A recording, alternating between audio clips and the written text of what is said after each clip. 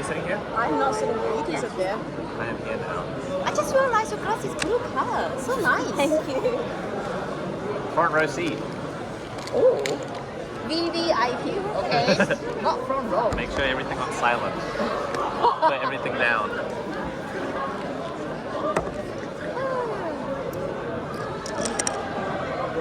The button. They do have their own color. Whoa, what? Do we have? They're from Timu. We don't even have our own pen. We can do that. We can get out a pen from Timu. Yeah.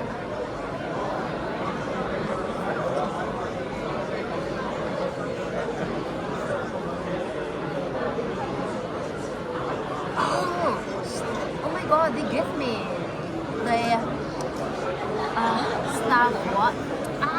The conference. AUSA. Oh. I thought they would give me because I'm like. All right, everyone. I'm sorry to everyone who's standing in front of the speaker. That's horrible. Nice to see so many people have come along for our presidential debates. If you could please take your seats, we will be starting momentarily. It's happening. Next conference. What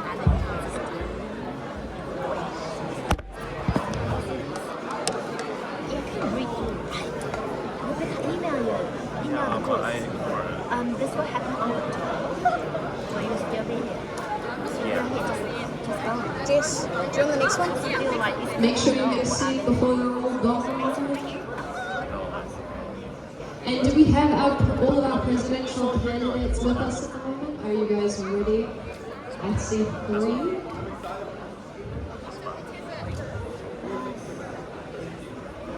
Yeah, we went out.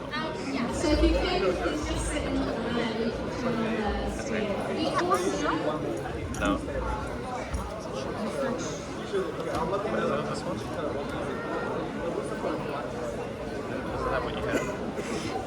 Oh, really? Oh, easy. Come on. Vamos.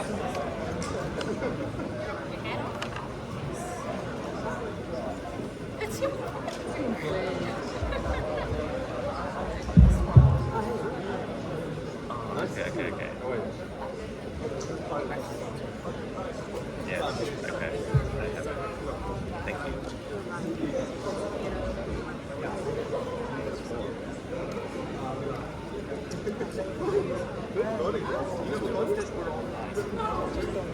What are you doing now? All right, tēnā koutou kātoa, greetings to everyone. Welcome to the Te Roko Kahutia AUSA debates. My name is Amelia. I'm one of your MCs for today. Kia ora everyone, my name is Jessica. I am the other MC.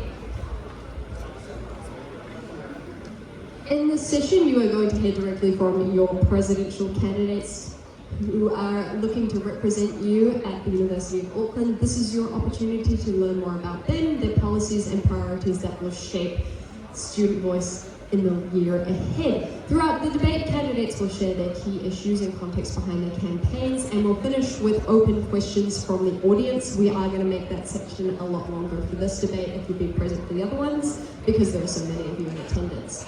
The debate rules are each candidate will have 1 minute to answer the moderator's questions. Follow-up questions may be asked with 30 seconds to respond. Moderators will keep time and ensure that rules are followed. Only the candidate being addressed should respond to a question, and candidates must uphold the university's zero tolerance policy on bullying, harassment and discrimination at all times. This also goes for all you in the crowd. If you are asking a question, please make sure that you are referring to that policy. Brina is going to hold up her hands when they have 5 seconds before they should wrap up. Perfect. So, now that we've covered the rules, let us meet our candidates. We will begin with Elson.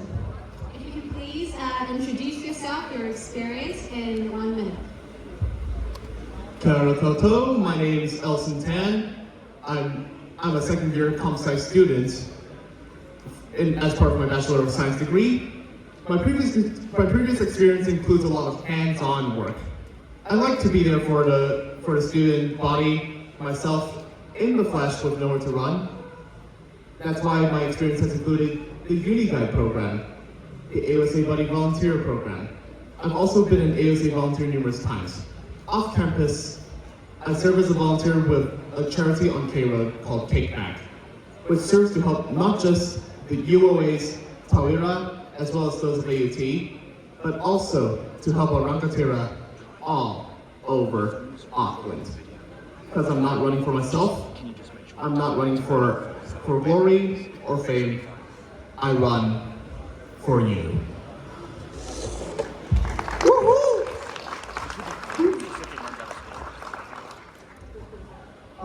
This is Murtaza. It's a pleasure to be with you. I'm a student at the University of Auckland and a human being. That's all from me.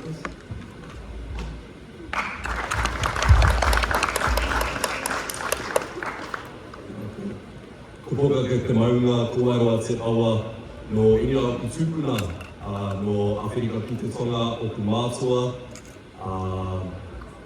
I whānau mai au I whangārei no kerikeri a hau kei te tapuā o Kingston tāma ki makaurau tōku kāinga I Naia nei. Ko Nimishkulan Singh tōku ingoa no reira tēnā koutou, tēnā koutou, tēnā tātou katoa. Mālo lei, acknowledging that this week is Tongan Language Week. And I must say, my name is Nimish. I'm a 4th year Bachelor of Science and Arts student studying physics, statistics, and Chinese. And I'm running to help and represent the student voice of 48,000 diverse students across the University of Auckland, Waipapa Tōngataro campuses for next year.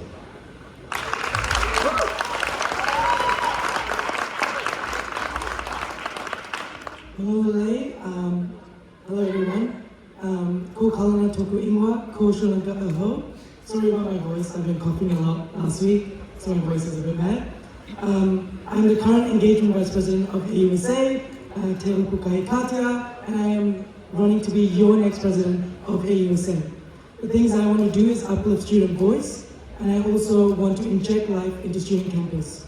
Being the Engagement Vice President, I've helped out by doing a broadcast channel to help clubs communicate with each other and by doing big events for all of you.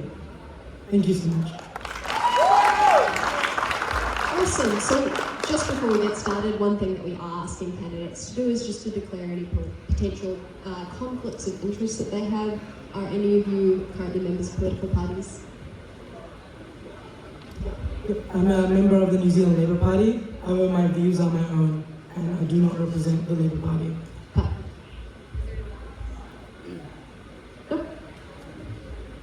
I presented 7 petitions to the House of Representatives already, and in that I've been in touch with the leader of the Labour Party, Green Party, ACT Party, National Party, and Te Party Māori. That's my politics.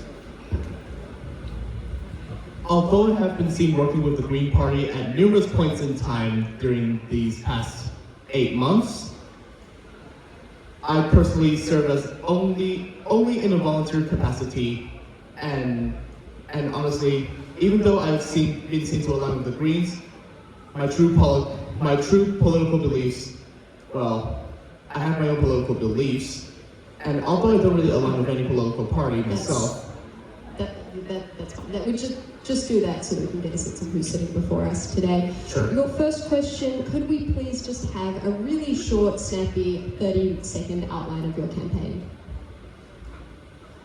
Beginning with Dinesh. Sure. Thank you, Eddie. My campaign is focused around career insecurity. We have 48,000 students at this university, which I mentioned before, and we're plagued with the issues of what happens when we're trying to get ready for the workforce. So whether that's how we're going to use AI, how we will effectively use our study spaces on campus, and how we're actually going to build the skills for the future that we require. Hello everyone. So my campaign is focused on all of you, the students. The 3 pillars: student voice, student support, and student experience. Some things I want to do is start a campaign fund using AUSA's budget. Another thing is an events portal, so everyone knows what events are there happening every day on campus and knows what's going on. And also making sure that AUSA speaks up. I'm here to represent the students, obviously, and it is for students to tell me what it is that they want from the University of Auckland. I have some ideas, obviously, as a student myself, but those are my ideas. I have to be very much clear on what it is that I want and what it is that the student body wants. And there is a distinction between the two at times. While AUSA can host all the events they want, they can't exactly solve the fact that some of you, your grades may not be as good as you want them to be. My policies were centered around several problems around campus that AUSA has the capability to solve. They mostly revolve around people's academic well-being, whether it be by bringing back UBIC, or dealing with religious groups on campus, or even restoring trust in AUSA entirely with a better transparency policy. Awesome, thank you all. Our next question is, do you think that AUSA genuinely represents the views of the student body, starting with Morteza? No, AUSA unfortunately failed to represent the wider body of students. Again, like I said in my other interview early on, when you have fewer than 10% of students voting in elections for AUSA, there is a serious matter of legitimacy at stake here, and we have to ask ourselves why. If we can answer that, then we can have more fruitful discussions moving forward. I think that's a very important question to raise, and absolutely AUSA must engage more with those who are not already engaged with the engaged. Currently, our voter turnout is around 10% now. That represents about 5,000 of our student body. I personally don't think that's good enough, and I'd absolutely love if we had more engagement with AUSA. But those who are elected are trusted to represent the student body, and that starts from the ground up. Yes and no. So our executive is made out of different roles, for example, the Queer Rights Officer, Disability Students Officer, and all of those other roles that represent different communities. So yes, we have that representation among the student body in terms of our executive. However, there is some improvement that we can do. We must also, there are other campuses out there, for example, the Grafton campus, and we are really, focused on the Grafton campus, or the other campuses up north and south as well. So we are mainly city campus focused, and we should be prioritizing everyone.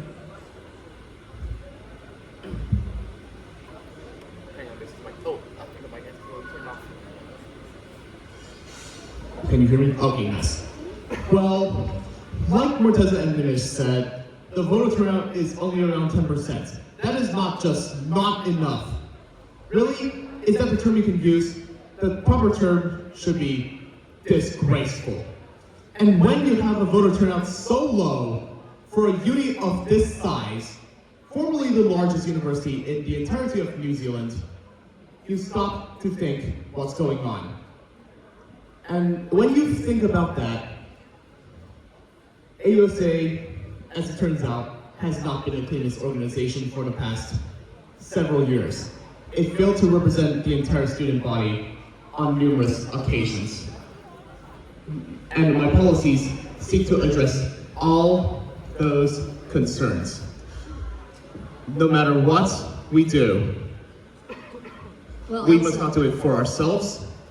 We must be doing it for each other and for the next generation as well. Thank you for that, Alison, and that brings us nicely onto our next question, so I think we'll start with you to answer it. Because of this historically low engagement with the student population, what do you as candidates plan to do to improve on AUSA's engagement? Well, many people have been saying that AUSA has been keeping way too many secrets despite having their open door policy. While it did improve transparency and allow students to know what was going on every 2 weeks, 2 weeks is enough time for you to hide some things. One thing I plan to do to restore trust in AUSA, and this explicitly revolves around student trust in their representing organization, is to accelerate President's Corner, originally started by the current president, Gabriel Boyd, to weekly, not fortnightly. On top of that, I will also open a booking page for students to come in and speak with me about their concerns. No middlemen, no obstacles. And finally, press conferences every month, directly in front of AUSA House, in person, in the rain, no matter what. People are free to show, people are free to leave. There's nowhere for me to hide. That's a great, so those are some great policies to start with. Sorry, we're just gonna do a rebuttal for that one. Do you think students might be concerned that this information is only coming from the president? Do you think that there needs to be other mechanisms in place of critiquing student voice? As much as people are concerned about that and that they need multiple people to be heard from, the role of the president is to represent AUSA. He is, or she, is the public face of AUSA, Te Ropu Kaikatea. And as much as we want to bring other candidates out, I would have to consult those candidates myself in order to bring out the most transparency. We will move on there. Monteza, same question. It's a great pleasure to see a lot of students in the audience, but it is also a mystery to me to see all those other students in the back who are busy with their laptops or talking to their friends. They have no idea probably what's going on here and maybe asking themselves why it is too noisy here. So this is the engagement that we were talking about. I try to be realistic rather than idealistic because it is good to set goals that are achievable to enhance the level of reputation for AUSA that has already been missed. But if the students are not coming to AUSA, AUSA should go to students. And that's been the right pathway since the very beginning. But it's never too late, is it? And to just follow up on that answer, how would you propose AUSA goes to students? We've got a number of faculties, each of which have their own directors. AUSA can talk to the director of each faculty and discuss this matter of engagement, the services that AUSA is available for students who actually need to use those services, and sometimes they're not aware of existence of such services. I've seen personally some students who do not know that AUSA actually exists. Cool, thank you. Ramesh. Cool, thank you. Firstly, thank you to all of you for coming to talk with this kaupapa. It's really important that you're here. Acknowledging also that I see probably a couple of hundred students out of a massive student body. I think that it doesn't necessarily start within AUSA. While we're running for the roles, what we're really running to do is to help the students within our community. And the tangible changes that we can make on campus is actually what will drive those initiatives and drive that engagement with students. So for example, working on realistic goals that you can set within a one-year term, for example, overflow study spaces or student-led career workshops would be really, really important. That's a way to get students more involved, and it's a way for students to engage with their faculty clubs, with student council, so that they can actually voice their concerns directly to AUSA, as well as coming to us for advocacy services. Just to follow up for that, student clubs and on-campus events are a great idea, but there are a lot of students. I'm sure you don't see 47,000 students at the university today. How are you going to engage with students who don't come into campus or are on those different campuses? Yeah, I think that's really important.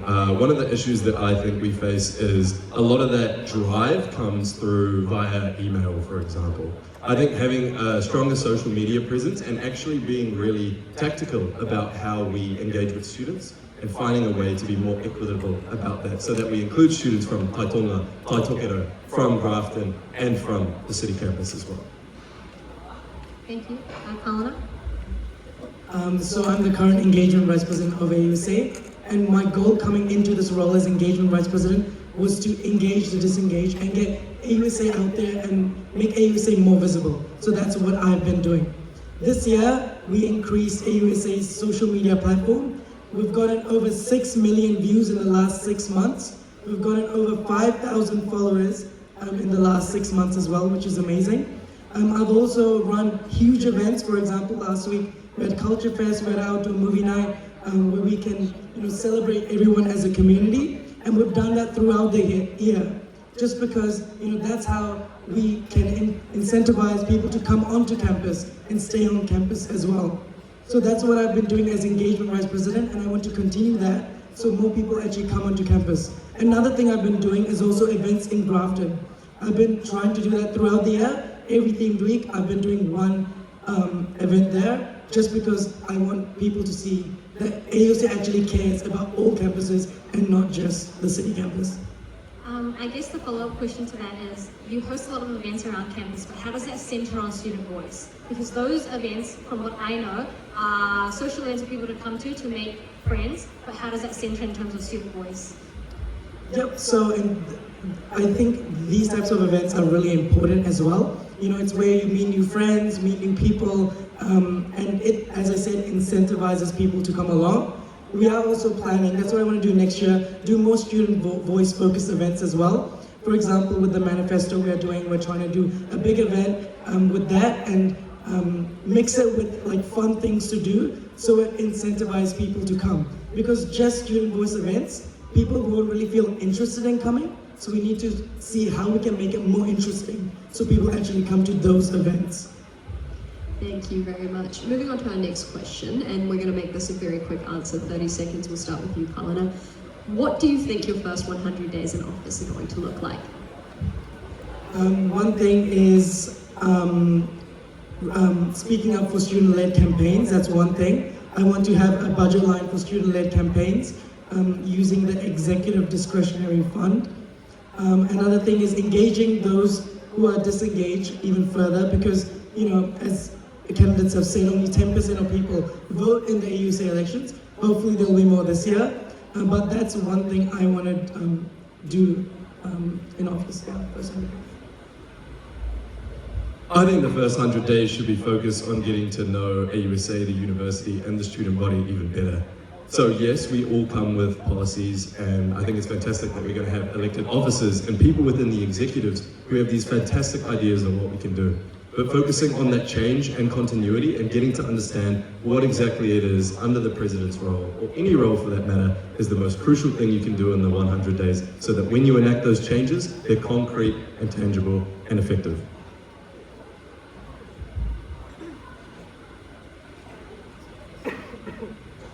First 100 days, right? Okay. I guess I would initiate some kind of questionnaire to understand what it is that a student body wants out of AUSA. I pay heed to my respective candidates are saying today and previously. Elson with his meticulous statements, Nemish with his energetic, loud voice, and Kalana with a lot of passion that he's brought to this position and the effort that he put into it. So we're a team, we're all one. I don't see much of a difference. I've just spent a few more years on this planet to have some experiences that my friends may yet to have in the future. Well, in my first 100 days in office, I would kick it all off by immediately getting to work. I spent a long time talking to a lot of people and crafting the 6 policies that I have to offer. For UBIC, I would immediately my first day would be spent going to the bank. For religious group control, the first thing I'd be doing would be heading to security, getting the lectern and my checkups ready, working on a new petition to the mayor. I just get to work immediately at the start and pray it takes less than 100 days. Thank you, candidate. All right, we're going to move into individual scrutiny now. Is there any volunteers for who wants to go first? Anyone brave enough? Elson, perfect. Well, you've got the mic, so that's convenient. On the podcast, you claimed that you had political connections that would allow you to solve public transport issues for students. Could you outline these connections and give us a rundown of how you're going to facilitate that? These connections are within the Green Party. In particular, a few MPs, which include Chloe Swarbrick herself. They're already for making public transport free for everyone, not just students. And while I do have a plan for it to go in steps to eventually lead to free public transport for all, it's a very far journey. So my plan is to work with Chloe to take it at least to the mayor. If it doesn't work, for some reason, I'll work with Chloe to take this all the way to Parliament, alongside the rest of New Zealand's universities outside Auckland to make it free for the whole country, not just here. Just a question for you there. If these MPs that you have connections to already share your views, why isn't more happening already? They're actually still trying to push it. Sometimes progress is an instant, and of course the Green Party is not really the majority in Parliament right now. But is it on? Yeah, good. But if we bring enough people to push this forward, we can actually achieve some visible change for once in our lives. Amazing, thank you. And you have also campaigned heavily on launching a full investigation to all religious organizations operating on campus. How are you going to follow through on this promise without infringing on these groups' freedom of expression? Step one involves observation and also taking in what people have to say about these groups. So far, very few groups have raised any red flags, and I've even talked to some people from some of these religious clubs on campus, and overall, there's very few groups that actually do need to be taken for further enforcement. The rest are just meant to be researching to see the way they operate, and if they ever slipped up on the rules of religious groups operating on campus. The rules already exist. Elson, another question for you there. These groups do not fall directly under the jurisdiction of AUSA. They actually are managed by student groups, which sits with student scholarly services. How are you proposing to sort of enforce these rules here? And what is the organization, like how are you going to organize this observation? It seems like it would be a very timely endeavor. Well, all it is just a lot of research that has to be put into seeing if these groups are breaking the rules or not.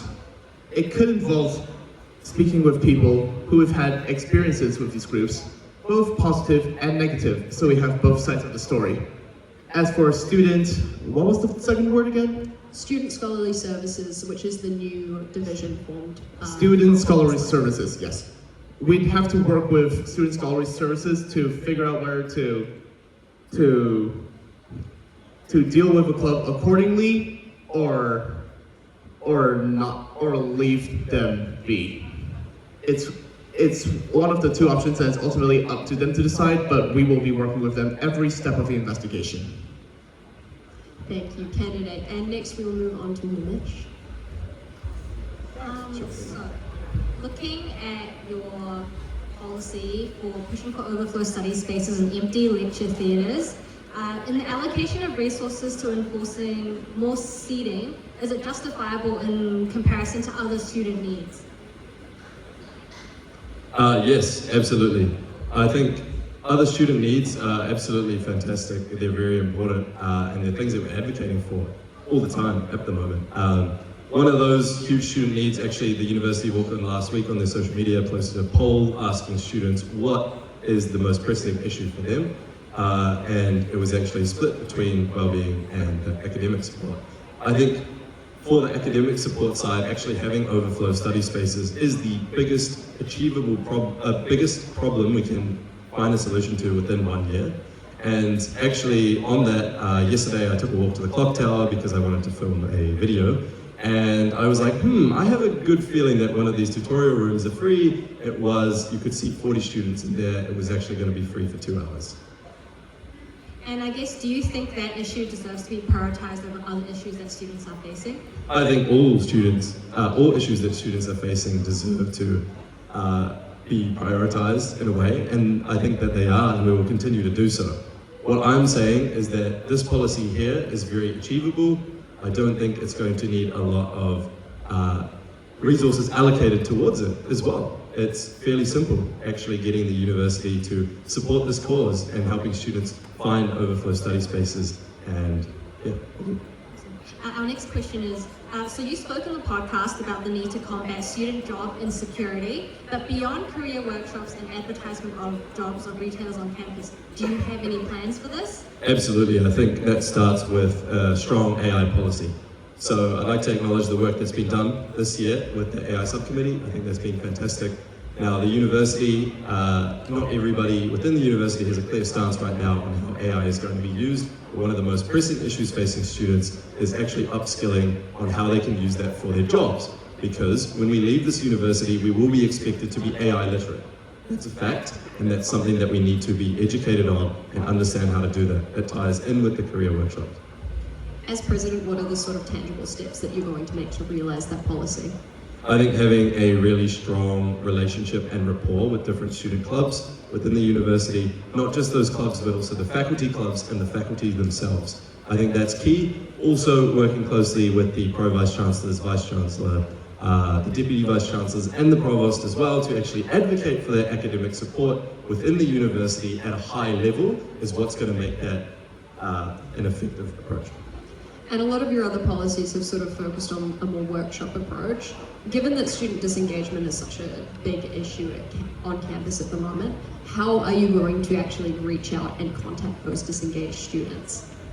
Yeah, I think that absolutely starts within the AUSA and the executive, but not just that. I think it's the students on the ground. I think a debate like this is fantastic. Actually, being able to voice what we'd like to see for our students is amazing so that we can help engage them. And I acknowledge that a lot of students aren't on campus. That's an equity thing. Some people can't physically make it to campus all of the time, and actually advocating for them and engaging them while they're away through social media is a great way to do that. And a large number of our students are in sort of vocational pathways such as medicine, nursing, teaching, or even engineering. Do you think your policy about job insecurity aligns with them? My policy about job insecurity aligns with them. Your stance on career insecurity is the focus of your campaign. Do you think it will resonate with those students who are still struggling despite not necessarily maybe facing the same issues that other students are in terms of looking for employment? Right, I think it's really important that you bring it as a broader issue for all of our community across different faculties and different disciplines, because we do face unique challenges through that. I think, for example, something like AI literacy is very applicable to absolutely any job that you could get within the workforce.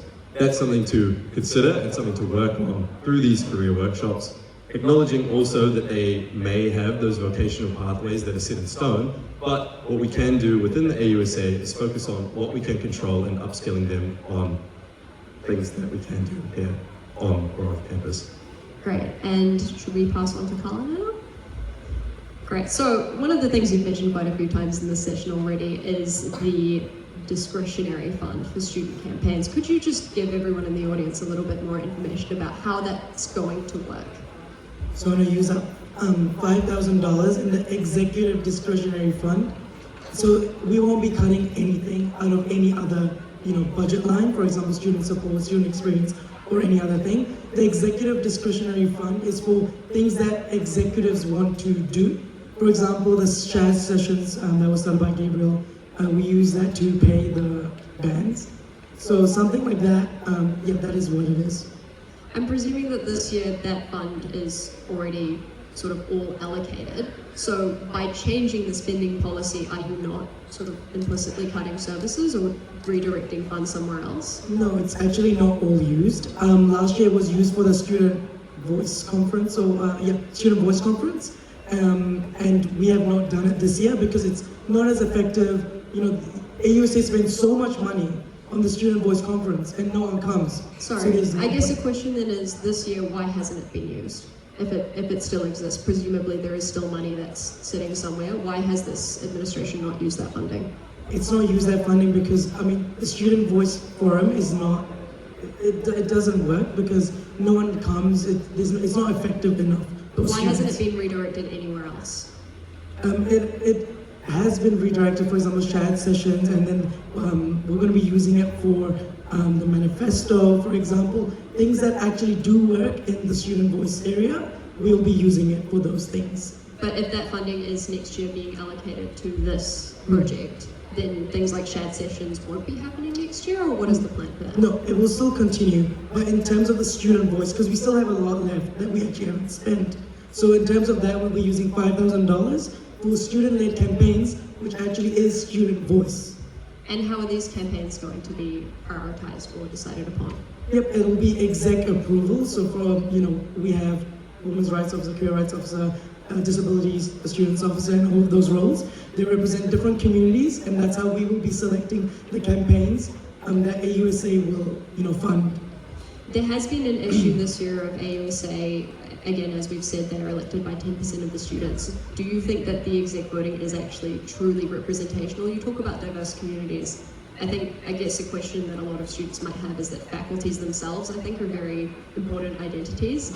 If AUSA is providing funding to these campaigns, is this not also sort of a university endorsement that AUSA is making on behalf of students here?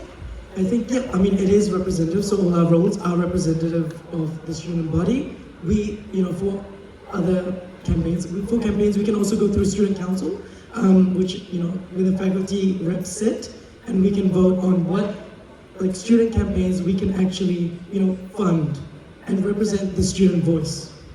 Perfect, thank you. And you mentioned that the public transport petition has raised over 3,000 signatures, showcasing what an important issue for students this is. However, there are 43,000 students at the University of Auckland, plus students from AUT. How do you think that the response that you've gotten to that campaign reflects the wider views of students at the university? For example, those who might not even commute in because lectures are online, so why bother coming into campus anyway? Yeah, it is really important that students are able to come onto campus. The increase in public transport prices is a barrier to education. So this is why this needs to be fixed. So we've done a petition and it has reached 3,000 signatures. Yes, you'll be like, that's pretty low compared to UOA and AUT, but we did release it in just one day and it got around, 2,500 signatures. And that's a lot for just one day. We haven't marketed it anymore just because of the elections going on, but we will start marketing it afterwards to get more signatures up there. And yeah, this is why it is an important issue. And beyond that, what are the next steps in getting it rolled out for you? So we're working with AUT on this. So me, Matthew, and Gabriel sit on this committee. The next step is to market this transport petition. We're trying to reach around 5,000 to 10,000 signatures. We're seeing what is achievable right now, and that's what we're in talks with. And we will have meetings to discuss what we will do further with this petition. Perfect, thank you. And we will move on to Morteza now. So in your policies, you promise strategic and unapologetically student first, but they kind of lack tangible strategies. How are you going to deliver a needs assessment that represents the genuine views of students? Well, at this stage, I'm a man of big picture, because we have to see what's not okay, what could be better, and what we can work on. You have to remember, 11 years ago in 2014, a few blocks away from this place that we are sitting together, a student at the business school committed suicide, unfortunately. And that's why you see safety nets around the stairs now. Nobody really worked on that story any longer than it was in bits and pieces in the media. That is unfortunate because we talk a lot about the words transparency and accountability. And unless we take them seriously, they remain simple words of talking points. And they do not get us anywhere. On the other hand, I think there is a person called Gabriel Boyd who needs to be acknowledged because he gave it his all as the current president. And there are other people behind the scenes like Maurizio and David who are sitting behind the scenes and people do not usually see them. They did their very best, but there is some structural issue at AUSA that needs to be addressed. I guess to follow on from that, you do only have 1 year in the presidential term. What are the concrete steps that you're going to take to sort of start this investigation or this restructuring? In 1 year, governments can change. Riots can move on the streets and revolutions take place all around the world. Now, it doesn't mean that we are going to shake the pillars of power here. But if I'm elected into this position, with the help of the other candidates here, with the help of people who actually care to listen to these debates, I will do what I can to hold the university to account. For example, why the Vice Chancellor is resigning at this stage. And I get a message, as an automatic message from the Chancellor, saying that the rumors about resignation of the Vice Chancellor are totally declined and baseless. But what are the rumors? I even have no idea why the Vice Chancellor is resigning. Maybe tell us the reasons in the first place so that we do not need to speculate on it. Moving on to our next question. You also proposed a needs assessment, and we are very interested to see sort of what the implementation rollout would be with that. So there is, again, this has been an issue for multiple positions that we brought up. Low engagement with sort of surveying or normal methods of contacting the student body. How are you going to ensure that that needs assessment is actually representative of the student population? We are in the age of technology and AI. It's not that difficult to have this conversation moving on, not just for the elections, with the student body. What is it that you want? We can have honest and unfiltered conversations about everything that they're going through. What is it that they don't like? What is it that they like? What is it that's lacking in the system? But will students actually engage with these? I think when you see things like SET evaluations that also have very low reporting, students are very, very over-surveyed. It is a massive issue when trying to collect student voice. What is the approach that you're going to use to make sure that they're actually engaging with this? I engage in a human nature, in a form of communication that we can have. Let me give you a story. My doctoral thesis is all about advocating for the rights of international students. And for the same reason, I ran into a lot of issues, because not a lot of people, especially in the management, would like to see those messages. And probably the sharp needle of criticism there had a burst of ego for some person somewhere, and they decided to fail my PhD. An international student without much resources in a foreign country. The only option left for me was to take legal action, and a very, very long story cut short, I've got my PhD at the end. So it means that I know how to defend my rights and how to stand up to power structure when I'm required to do so. But it doesn't mean that I would take a combative approach. There are very good people at the University of Auckland, especially in the management, who really take care of the issues that students are facing today. Because this university, for me personally, should be able to compete with the Ivy League.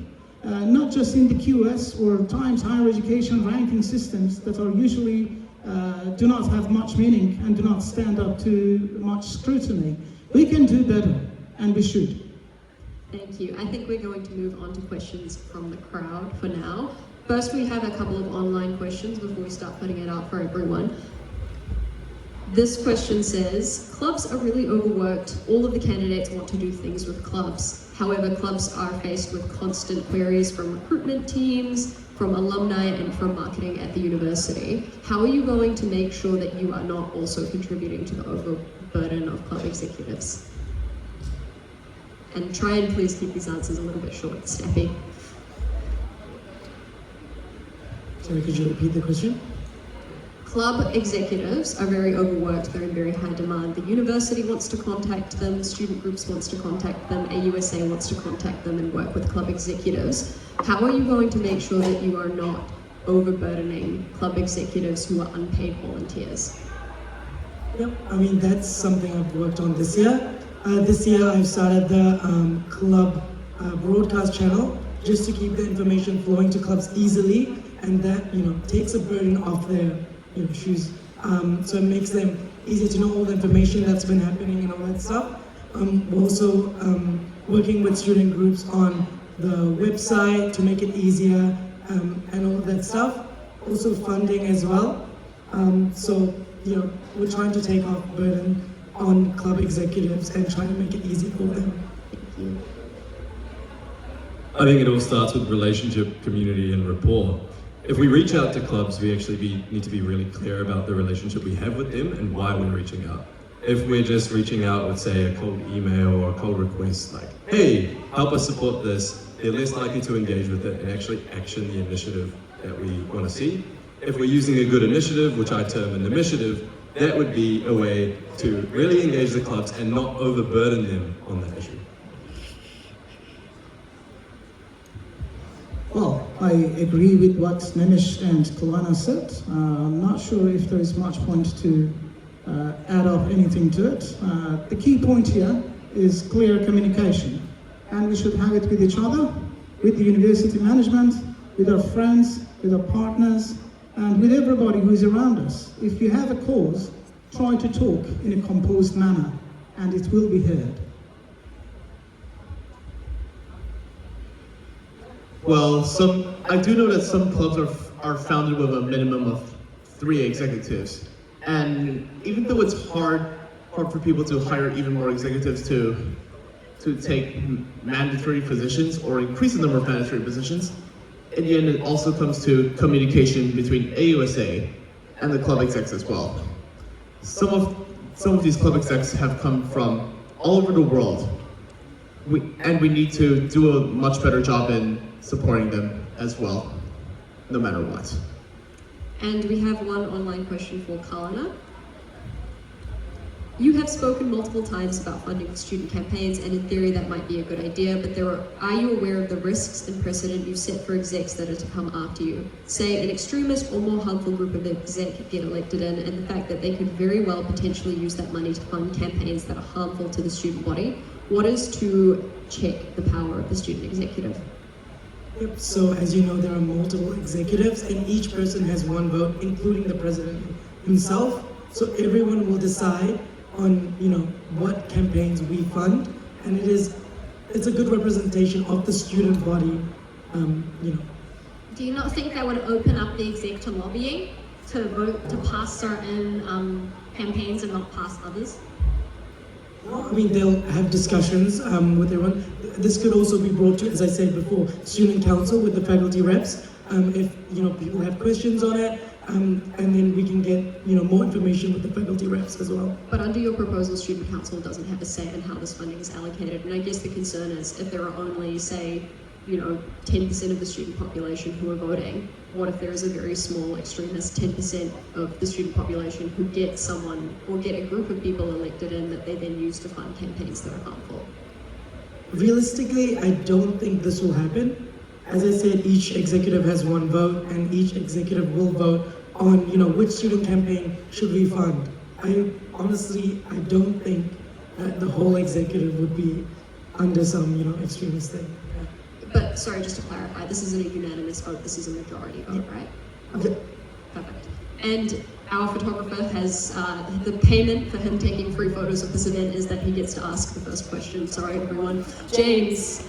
Hello, I've got a tricky question I might take so, basically, so for anyone who doesn't know, AUSA kind of control, it's more nuanced than that, but they have control with Shadows, the student bar, and Kraken, the students magazine. And yeah, for those who don't know, there's definitely been some discussions around both of those organizations this year. Firstly with Shadows, it's clear they're maybe not doing so well. I'm not going to say anything more than that, but yeah, I just want to know what your opinion is on the student bar going forward. Also the fact that they're planning to redevelop the quad, what might happen, what your plans are around what will happen to the student bar, as it's a great asset to students. And then the second part is with Kraken. Your thoughts on their decision to separate or try and separate from AUSA, maybe why that has come about, and what your plans are in terms of your relationship with them moving forward. Yeah, I'll leave it at that because that's already quite a lot. Yeah, thanks. I think shadows is really important for our student community. You know, students get to meet new people there, and it's really important. And I don't want the bar to close down or anything.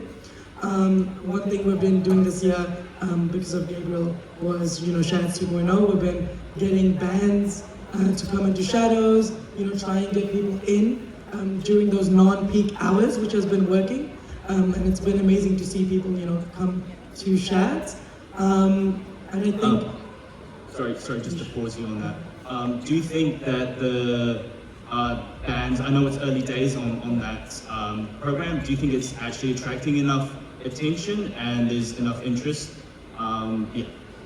Yep, I mean, the last time I went, there was a whole crowd. It was at 4 to 6 p.m., which is when people aren't usually at Shads, and that attracts people to actually come to Shads, and it helps Shads out. I do believe that, you know, AUSA, we can help with the marketing and all of that with Shadows, and that's something I want to do next year to get more people into Shads. And in terms of Crackham, yes, I believe that Crackham should be like editorially independent with AUSA. AUSA shouldn't control what Crackham writes. However, it's important to have that bond between Crackham and AUSA, just because we help out logistically and also funding-wise as well. And I feel like if we don't, then it will be a huge problem for Crackham. So, sorry, just on that, because you being part of the exec this year, do you know maybe why, can you give us some insight into why they might have wanted to split now from AUSA? Has there been issues, or has there been something that's been a catalyst for this? Or do you think it's sort of an ongoing issue? I think it's because, I mean, I've seen that there are different views in the Crackham, I guess, executive or the editors. There's different views going on. There's not, everyone doesn't think it should be independent from AUSA. There's, you know, there's talks around, some people do want it to be, and some people don't. So, yeah, it's also up to them as well. Other candidates, please be as quick as possible. Shadows, what are your plans? Absolutely love what's happened with Shadows this year. I've been highly engaged with it. I've seen lots of people going, people who drink, who don't drink, people who want to go to events, people who are normally engaged and people who aren't. It's been absolutely fantastic, and I think we should absolutely keep that momentum up. With Crackham, I'm an absolutely huge supporter of student journalism. I think it's fantastic. It's a crucial part of student voice. And if elected to AUSA, I would support Crackham whether or not they're independent. If they support the decision to become independent, I will support that too. Cool. Thanks, James, for the question, though it seemed more like a statement. But to answer your question, if I have the capabilities to do so, I would say if students want to see Shads supported, it should be the case. And that same case goes for Crackham. But I do believe student journalism should be unapologetic in any case and point and topic that they try to raise. Unfortunately, what I see, especially recently, is a one-sided narrative going on in Crackham. And that doesn't represent me, at least, as a student. Do you think that's a failure of the way they elect people into the roles in Crackham, or something else? It could be a number of cases, and I'm not privy to what happened behind the scenes, obviously, and without it, I cannot comment on it, and I wouldn't. But what I can say is that I've heard a number of times this topic of independent. AUSA is not independent in general, and that would be the same thing for the other organizations associated with it. Alison, could you please give us like a really snappy 1 or 2 questions? Well, as for Shadows, I believe that Gabriel has actually done an extraordinary job revitalizing Shadows. He fulfilled his promise of bringing people back every Friday, 4 to 6 p.m. Could be later. As for Crackham, I do believe they have the right to be fully independent from AUSA completely. While as president, I actually just plan to throw in one last bit of funding before I officially let them let them be completely independent. All right, thank you, candidate. For the rest of the questions, can we please make sure that they are candidate specific, and please make sure that you are scrutinizing things that they are talking about in their future campaigns instead of this year's current executive. Any Gabriel, I feel like we owe it to you. What candidate specific, please, and then.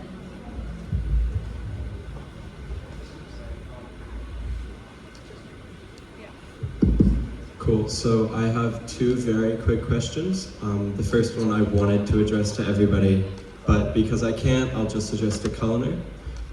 This year, obviously, I've only taken a total of 3 classes, 1 in semester 1, 2 in semester 2, and that at times has felt like too much. Obviously, you're going into 4th year engineering, you're gonna have your project. How are you gonna be able to balance classwork with AUSA? Yep, this is what I've been thinking. This is what I've been thinking about before I actually, signed up to do this position or go for this position. One thing is that this year, as engagement vice president, I've been working so hard, like overtime for these big events that's been happening this year. It's really hard, for, let's say, one person leading a whole team to provide like 5 different big events in a row in a week.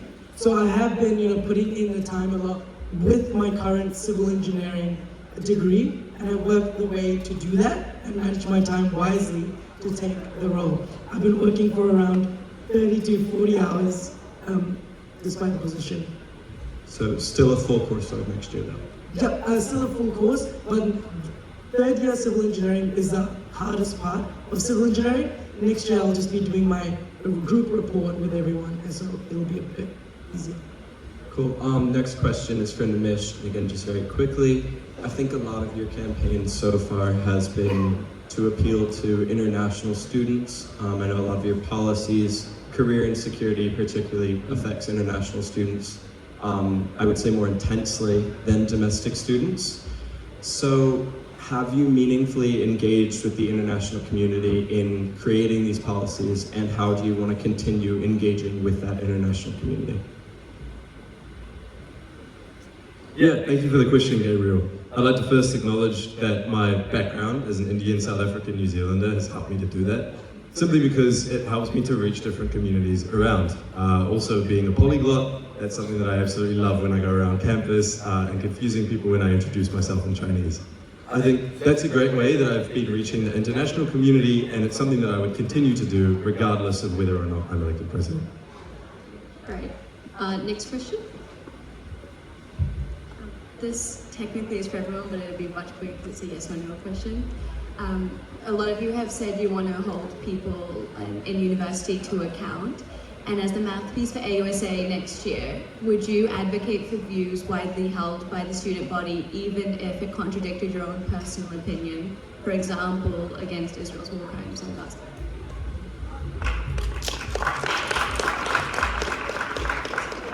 Yes or no, please? Yes. Yeah. Yes. Yes, 100%. I can't give a yes or no. AUSA is not the Ministry of Foreign Affairs. I actually am going to travel to Wellington tomorrow to meet with senior officials at the Ministry of Foreign Affairs. And there is a channel to raise every issue somewhere, but maybe not here.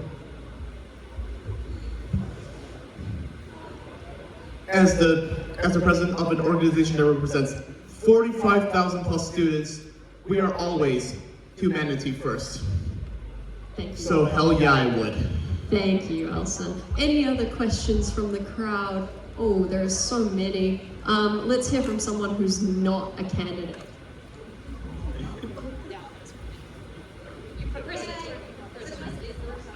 Yes or no, if elected, would you reverse Kraken's budget cuts?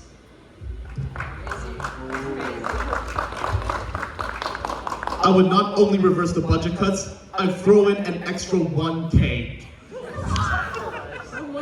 In 2024, they were funded with, was it 150,000, 155,000, whatever that was, it was higher than 2025.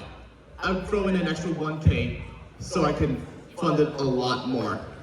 1K extra is a miracle. Yes or no, please, guys? Yes. It were not cuts, it was a restructure to be more engaging this curriculum is profitable? No.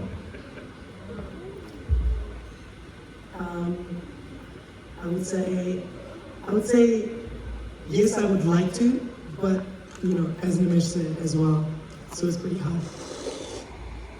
Next questions. We'll go Jax and then over there. Kia ora, I hope you're all well, have a nice afternoon. I have a question for all of you, but please 5 words or less.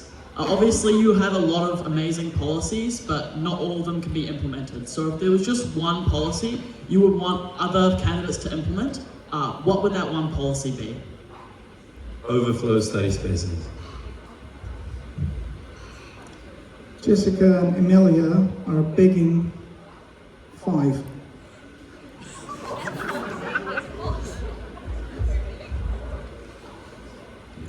Honoring losing candidates' policies.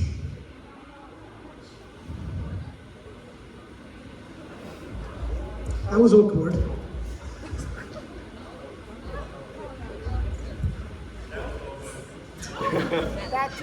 Funding for student campaigns. Any other? Oh, yes.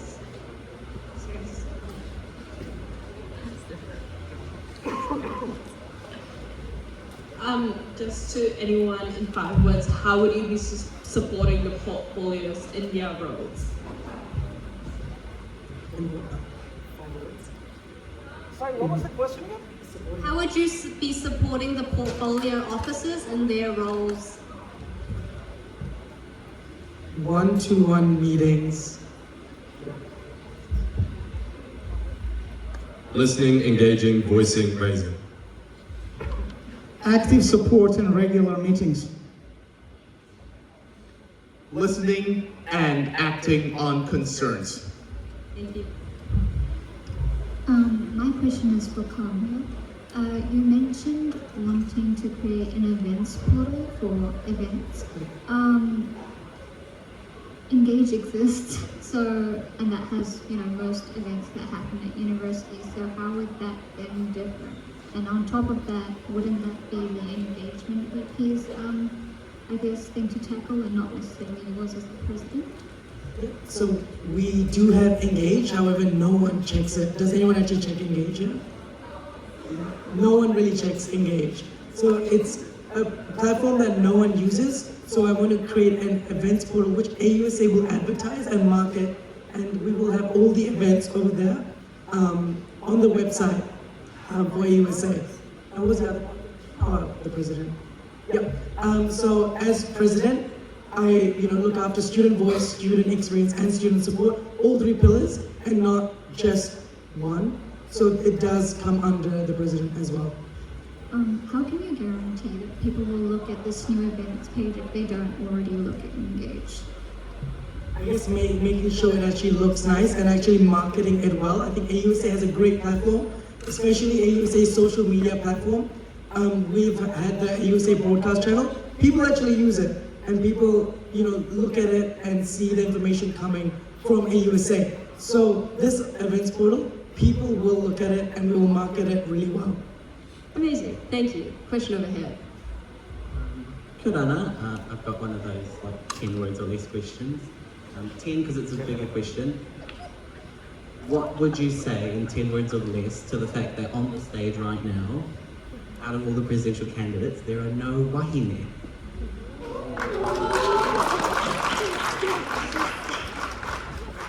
There definitely should be more next year. So I hope there is more next year. Wahine Tewa are important, they should be here on stage. Oh, we don't have any female candidates here. That is unfortunate. And we don't have any candidate from the Maori students. So, shall we push for it? No, it's for the students themselves. They have to put themselves forward, not for me to push them, hey, you should be there. Well, although I don't know if the lack of wahine was a coincidence or something even deeper than that, I'd probably say that we need to encourage more wahine to run for president. Thank you. Next questions. Okay, we're gonna go back here and then across and up the front. Thank you. Just a question in regards to all the supporting officer roles. So what will you do specifically for the Māori and Pacific students at our university, the women at our university, and the disability students at our university? Just one thing, one idea for each group. Active listening, paying attention, and acting on it. Acknowledging that their voice is not my voice, but it's important on the table, so I completely agree. Tautoko. Yep, I agree with that. And I also want to work with the portfolios, with those communities. I would acknowledge that their voices matter just as much as everyone else's, because I believe that every voice matters. No matter the gender, no matter the race, all voices matter. Woo!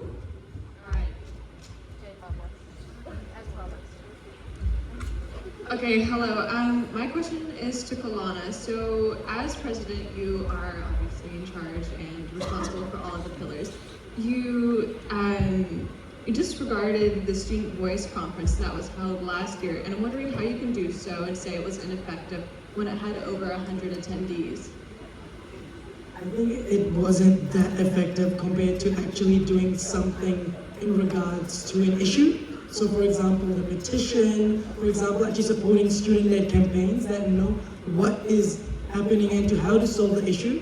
I think those are more effective ways rather than just having a student voice conference. 100 people isn't as much, there's 100 people here, but it isn't that effective. Let's say, for example, in the Culture Fest, we had 600 people come, and to celebrate everyone's diverse cultures, so something, more effective would definitely be better. This is one idea from each candidate, sort of question that's all good.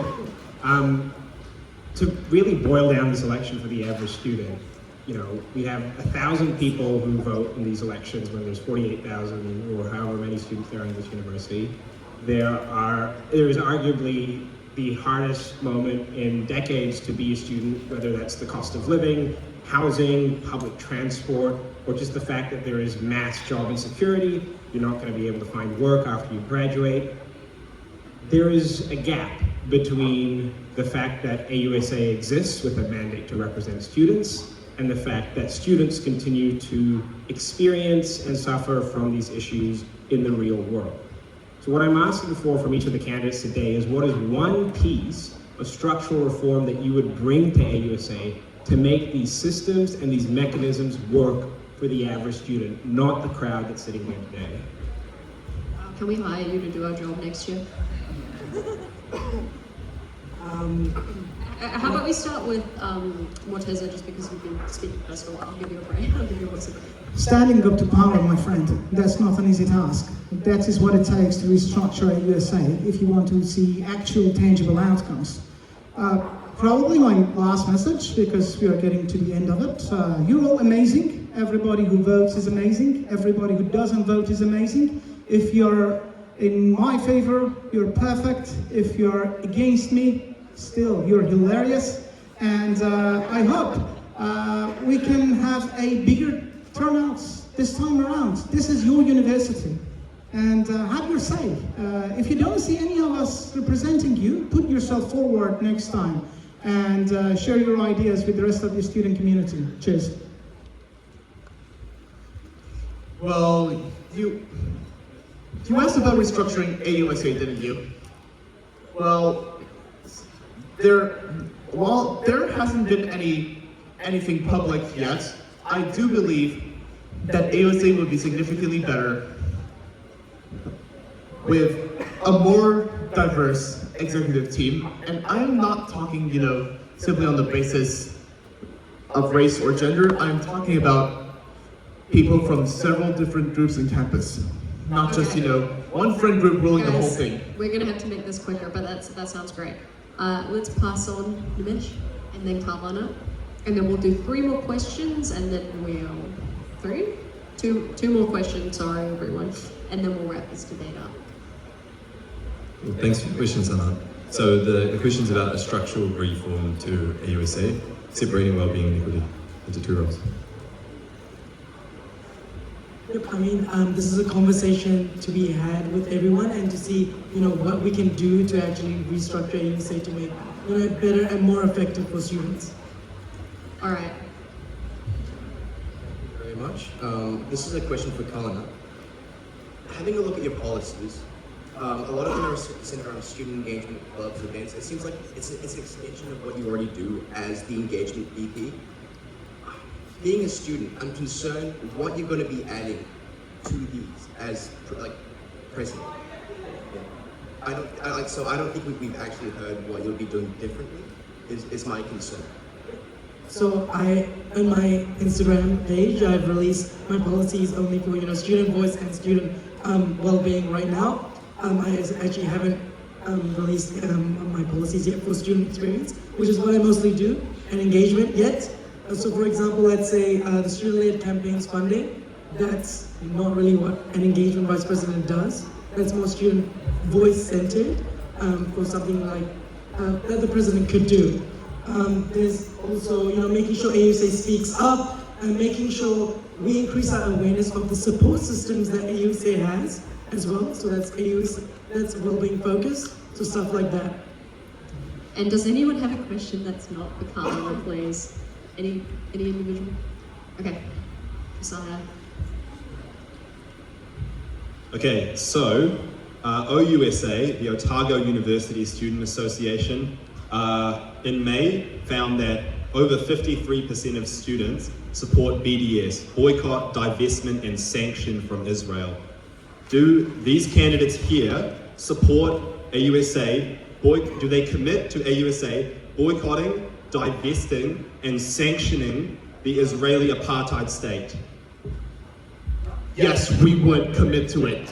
If it means that Palestine is stood up for by AUSA, I will absolutely commit to boycott, divest, sanction as AUSA president. Thank you, Nadia. I need to use hearing aids after this panel interview. Thanks, Hudson.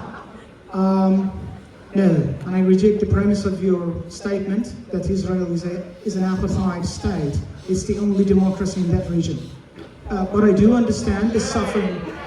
Well, thanks for that. I take it as a compliment. I'm all for those changes.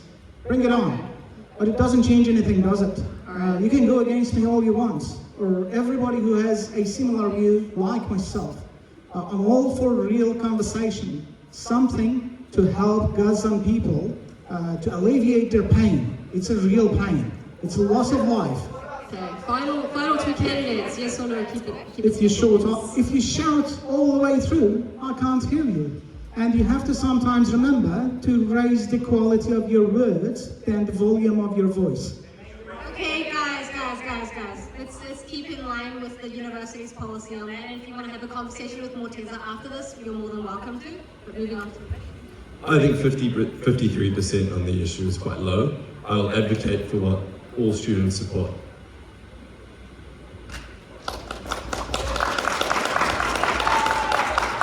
Yes, 100%. What the student body says, 100%. All right. Now, thank you, everyone. Thank you all to the wonderful presidential candidates. It does take a lot to put yourself up there. These guys have been campaigning for the last couple of weeks, preparing policies. So if anything else, please clap. Please respect the fact that they have volunteered themselves into these positions. They are difficult positions to run for, and they are doing it for the good of the student community. Just one other little shout out is that these debates were hosted and facilitated by AESA, our Arts and Education students here on campus. They were put together by me, Jess, and a team of some others from Public Policy Club and DevSop, who lended us some of their members. These are not, we get some support from AUSA, but the majority of work that is being done here is done by us student club executives. So please make sure to follow us and please come to some of our events in the future. And one last round of applause for your presidential candidates, please. They've given you an hour of their day to talk to you, and I'm sure they'll be around for questions answered. Thank you very much, and we look forward to seeing you vote in the AUSA elections. The QR code is up there. Everyone should be voting now. You've heard everything these guys have to say. And our Instagram is AESA_UOA. Thank you so much, guys, for attending. We hope you guys enjoyed it, enjoyed the free food, and yeah, enjoy mixing and mingling. And shout out to our exec who've been working behind the scenes to feed you. Thanks, Kiki, Rachel, Joseph.